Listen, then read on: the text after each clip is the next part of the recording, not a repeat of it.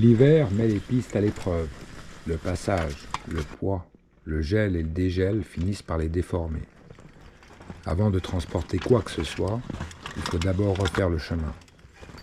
Pour le damage du sentier, j'utilise une plaque que j'ai fabriquée moi-même.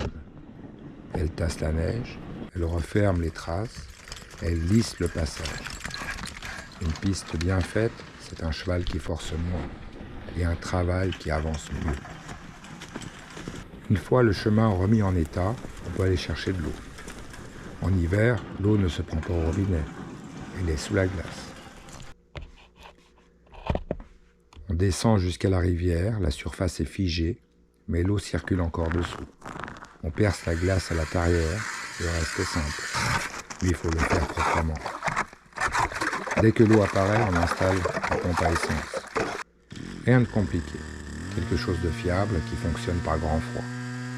L'eau est pompée et est envoyée dans le traîneau. On remplit ce qu'il faut pour la remonter. Le traîneau reprend la piste, maintenant lisse et praticable. L'eau est remontée jusqu'à l'abreuvoir des chevaux. C'est sa seule destination. En hiver, l'eau est aussi importante que le foin. Il faut la chercher, la transporter et la rendre disponible chaque jour. Ce n'est pas de la technologie moderne, c'est du travail organisé, pensé pour le froid.